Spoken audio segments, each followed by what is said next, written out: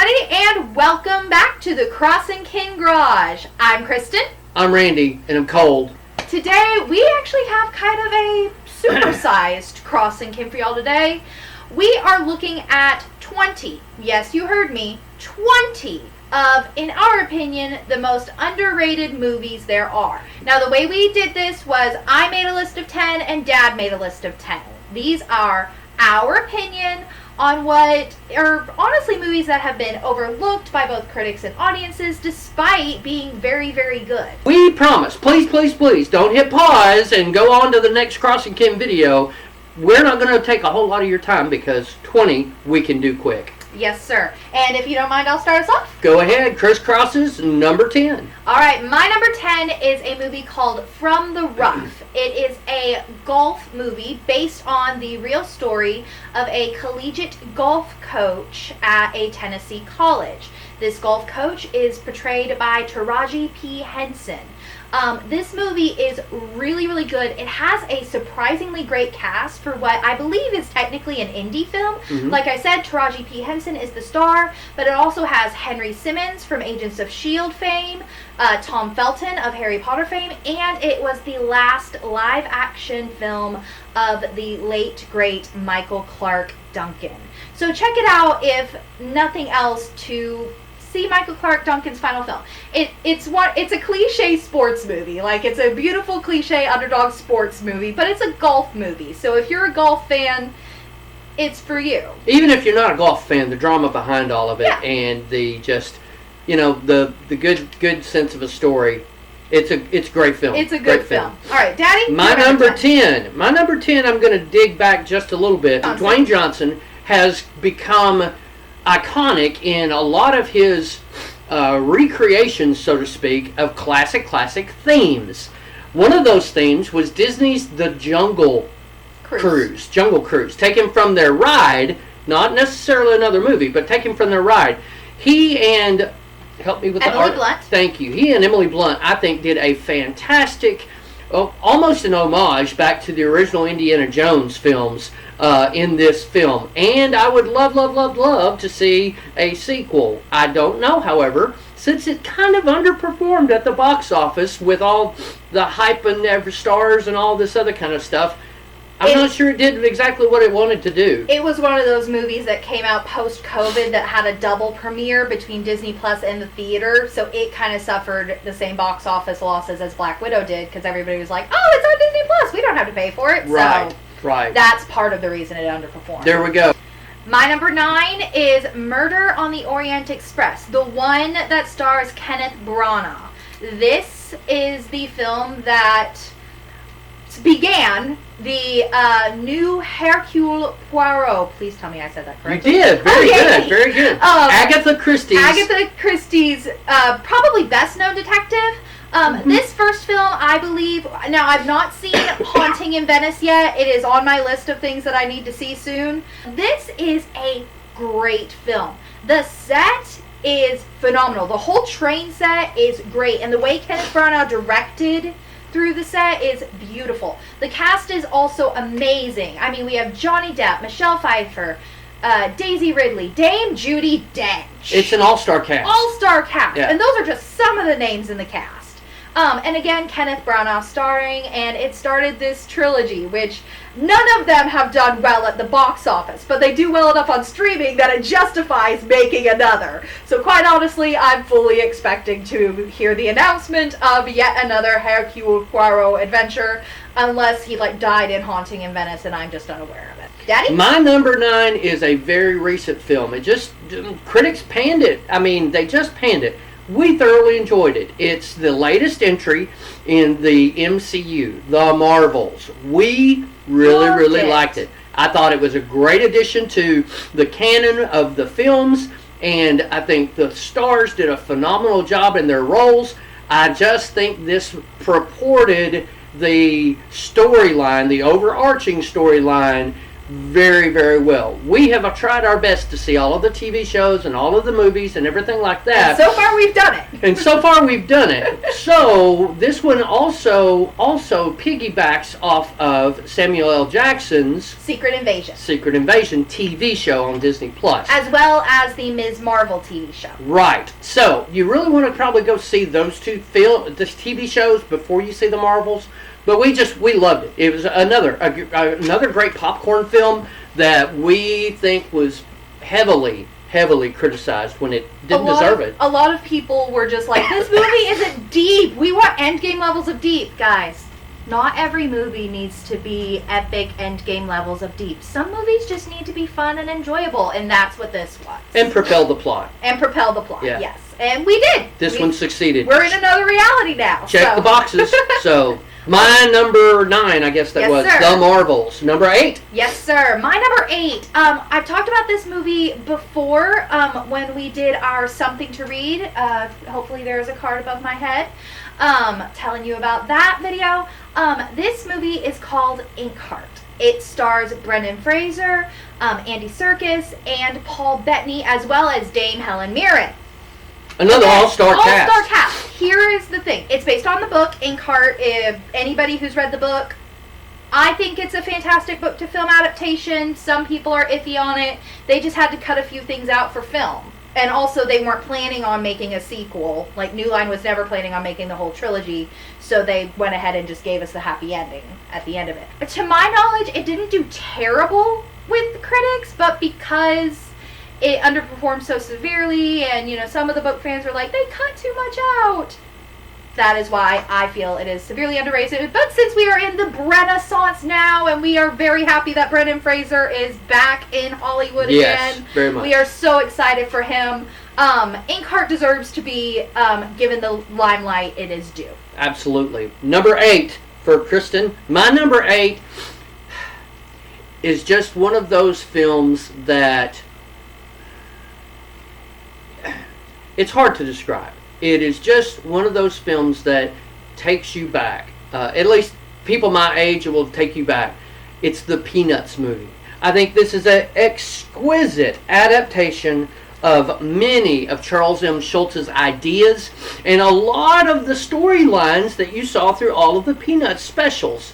It has all of the iconic things that you expect from Charlie Brown, Linus, Lucy, and Snoopy and the gang. Stay for the credits if you want to see probably one of the most iconic things from Charlie and Lucy. We saw this as a double feature. I can't remember With Spectre. with the James Bond. Yeah, that's the scope of the Crossing Kin family. James Bond, Peanuts. Anyway. Same day, and we liked Peanuts better. We liked Peanuts better, actually. So the Peanut movie is one of those films, if you just want a nostalgic trip, take it. Man, it'll guys my age, or folks my age, will absolutely enjoy the trip. Available to stream on Disney Plus. Available to stream Disney Plus. The Peanuts movie, my number 8. All right, number 7. I too have an underrated Marvel movie on this list, but it is not from the MCU. Ladies and gentlemen, Fantastic Four 2005. Not Fan Four Stick. Not Fan Four Stick. No. This is the one that stars Ioan Gruffudd, Jessica Alba, Chris Evans, Captain America himself, and Michael Chiklis. Now, I will say this. Yes, some of the effects in this film are iffy, and considering it was 2005 and we were starting to get some better effects, maybe Fox, you should have thrown the effects towards this movie, especially given how effects heavy it was. But beyond that, I have very little issue with this film.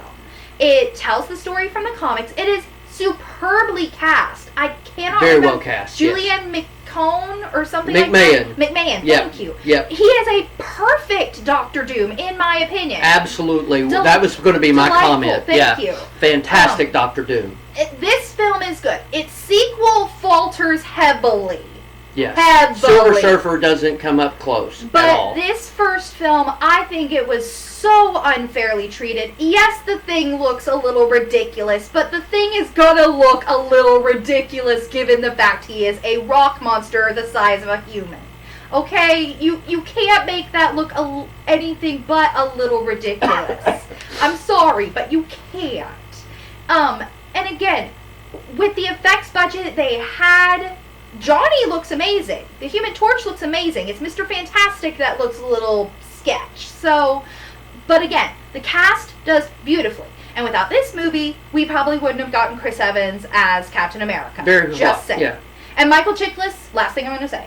Michael Chiklis, you were the absolute best cast in the film. You were a beautiful Ben Grimm. It was so clear you were a fan of this comic book. So I thank you so much for bringing all the heart to the beloved big blue-eyed thing. So, that was Kristen's number 7. My number 7 is another remake of a classic Disney ride, Haunted Mansion. We've talked about this film before. In both of our Halloween videos, as our previous video in the movies we saw in theater review. Go check out our 2023 movies review. That card should be above my head now. While I like Eddie Murphy, don't go and watch his Haunted Mansion. Go and watch the new one with Owen Wilson. Help me out. Jamie Lee Curtis. Danny DeVito. Yeah, all-star cast. It's the most recent version of it. It was absolutely precious. The plot was good, the effects were phenomenal, and it had Grim Grinning Ghost running through the entire underscore of the film. We were so happy. It just tickled us to death. We were 5 minutes in. Tickled us to death. That's actually really good. Thanks. We were 5 minutes in, that score kicked in, and we were just like, okay, we're here, we're sold. We're done. We're done. Yeah. We're happy. Had me at that. You had us at the score. All right, number 6. Now, we're going a little bit more dramatic. We've had fun, now we're going dramatic. Woman in Gold. Fantastic film. This movie is a World War II movie. It is a heavy subject matter. It is the story of a Jewish survivor of the Holocaust who is desperately trying to recover a painting that was stolen from her family by the Nazis.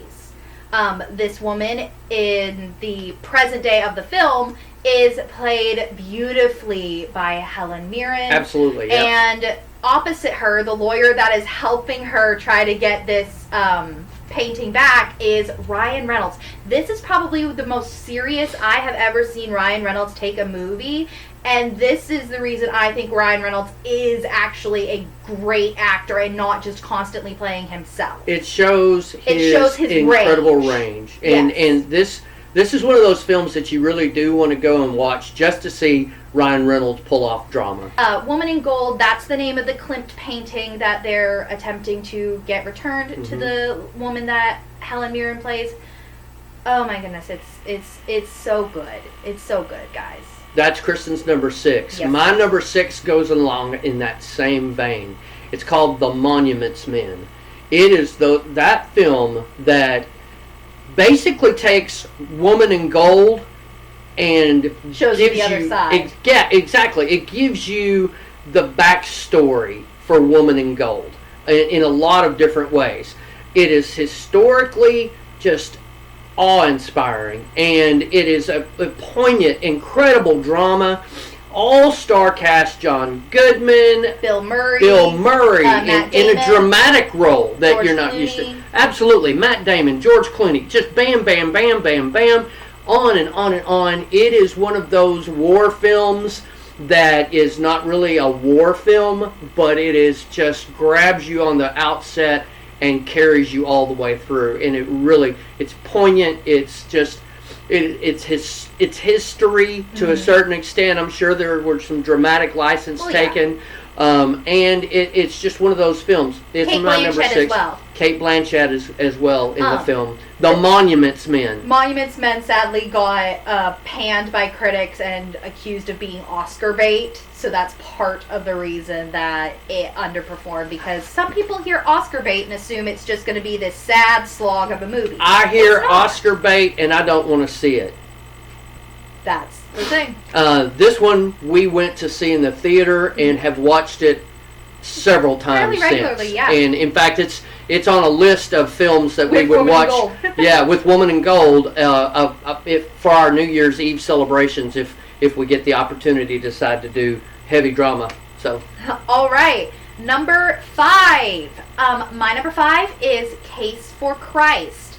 This is based on the life of Lee Strobel and his investigation into whether or not Jesus actually rose from the dead. It is obviously based on both his book and his real story, and it's very, very good.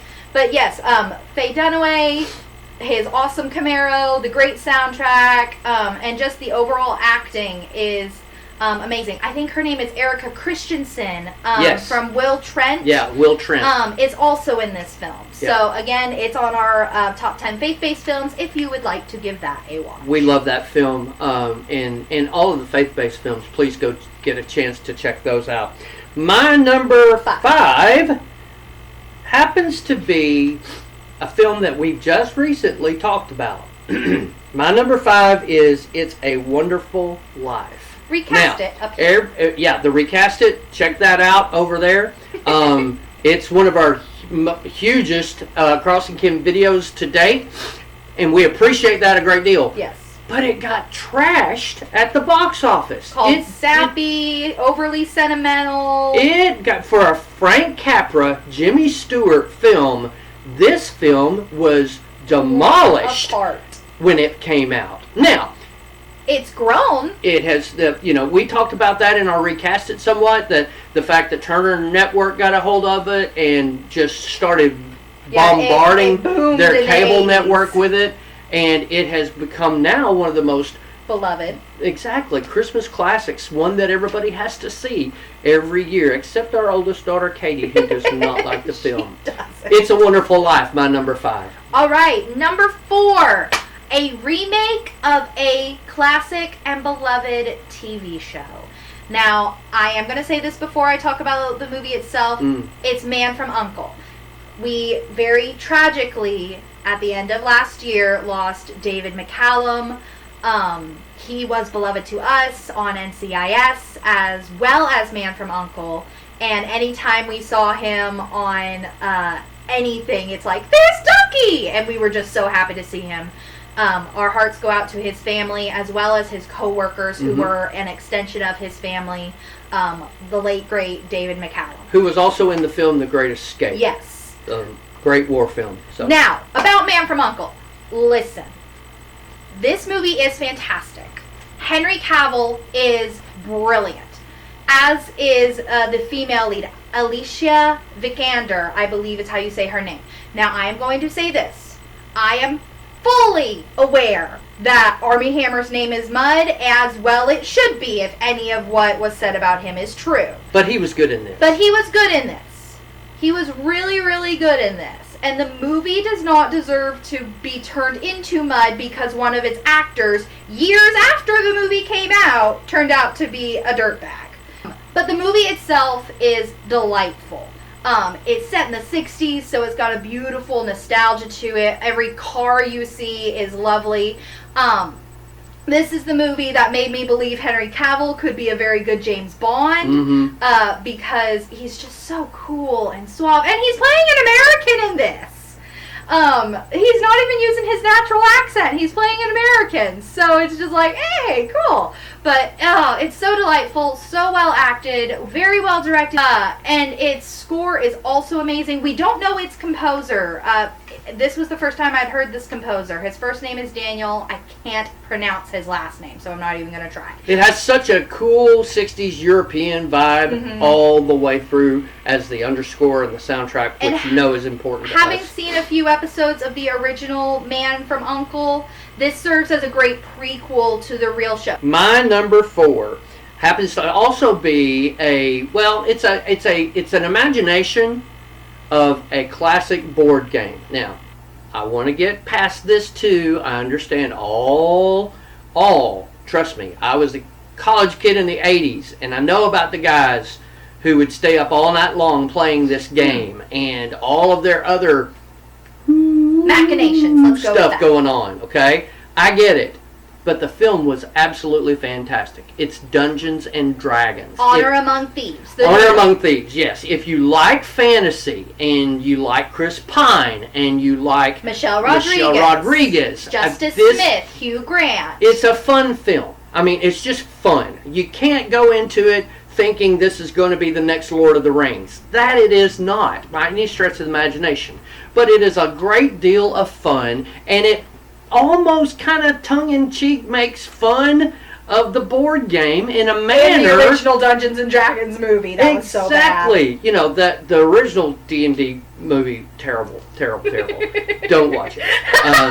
I've never played the game, so I have no conception of any of the controversy that surrounds the game. The film was fun. It was underrated. I don't know that it performed well at the box office. We had hoped that it would perform well enough for a sequel. And they still may. All of the cast has said they're more than willing to come back for a sequel. The writer-director team has said they want to come back for a sequel. New Line, I think, is who paid for it, so New Line just needs to pony up the money. Number 3! All right, we're trucking right along. All right, number 3. We have a DreamWorks film, animated movie, Rise of the Guardians. Good film. Voiced acting, phenomenal. Chris Pine, Jude Law. Hugh Jackman. Yes, Hugh Jackman. He plays the Easter Bunny. The Easter Bunny. It's amazing. And I think maybe they were planning on doing sequels, but bless its heart, it just underperformed severely, and nobody talks about it. That's what's so terrible. This movie is legitimately great, charming, it's imaginative, which is something even DreamWorks is starting to lose, given the fact that they're doing a Kung Fu Panda 4 instead of a new thing, but whatever. Nothing new under the sun. But this movie is so very charming. Would you call it a Christmas film? No, it's an Easter film. Easter film. Because they actually celebrate Easter during. Gotcha. Yeah, they're somewhere where it snows around Easter, so I think they're up north somewheres. But, yeah, it's an Easter film. And it's all of the holiday mascots plus the Tooth Fairy and Sandman. Easter Bunny, Tooth Fairy, Sandman, Jack Frost versus the Boogeyman, voiced by Jude Law. Like, what more could you ask for? I don't know. My number 3. Classic film. It and His Girl Friday, I think, are two of the most underrated Cary Grant films ever. His Girl Friday performed a little bit better at the box office than this other one. It Bringing Up Baby. This movie got Katharine Hepburn blacklisted for a time. Imagine that, the great Katharine Hepburn getting blacklisted over a film role. Now, she was known for pushing the boundaries, and she did quite a bit. This film is hilarious. It's absolutely bonkers. It's a screwball comedy of the highest proportion. It sets the... I'm telling you, Hollywood needs to go back and make this film, or films like it, because it is just so... It's smart, it's witty, it's hilarious, it's stupid, all in the same time. And it doesn't make you feel stupid after watching it, like a lot of modern day comedies do. You don't feel like you have to check your brain at the door with this film, because it's fast-paced. It's just Bringing Up Baby. Cary Grant, Katharine Hepburn. All right, number 2. My number 2 I've talked about before on this channel, so I'm not going to go for very long on it, but this is Treasure Planet. The voice cast, astounding. The animation, glorious. The score by James Newton Howard, spectacular. Goo Goo Dolls provided a couple of lyrical songs for it. This is a phenomenal movie. It's Treasure Island in space. The reason it failed at the box office, Disney. End of sentence. Disney did not promote this film properly, but this movie is fantastic. Despite some of its shortcomings, it really is amazing. And considering this was made during what I consider the true dark age of Disney, which is the early 2000s, it is astounding how amazing this movie is. It was a passion project by the directors. They already had a sequel ready to go with Willem Dafoe cast as the bad guy Ironbeard, and because it underperformed at the box office, and like completely flopped at the box office, and critics panned it. Disney's like, nah, you go away with your fun original ideas. We're gonna make a stupid cow movie. Home on the Range. Yeah. You've substantiated that one before, too. How much I don't like it, yes. My number 2, moving right along. My number 2 is a comic book film. Not what you might be thinking either. It stars Bruce Willis in his role as a ex-CIA agent who has retired. But he's extremely dangerous. Red. The film Red. It John is a DC Malkovich Comics is delicious in this film. Another Dame Helen Mirren movie. Another Dame Helen Mirren movie. She is phenomenal in this.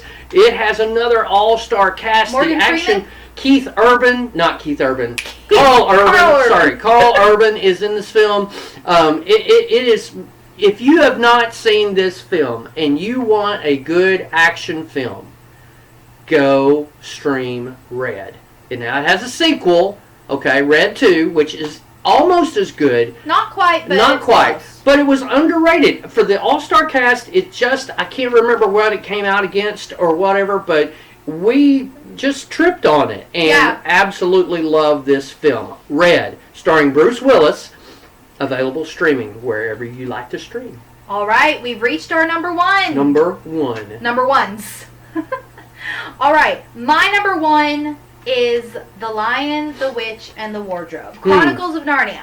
I think the entire Chronicles of Narnia film trilogy is underrated just as a whole, but I do understand why some people don't like Prince Caspian. They added a ton and kind of character assassinated Peter. And then Voyage of the Dawn Treader, despite how much I do love the book, it is considerably slow.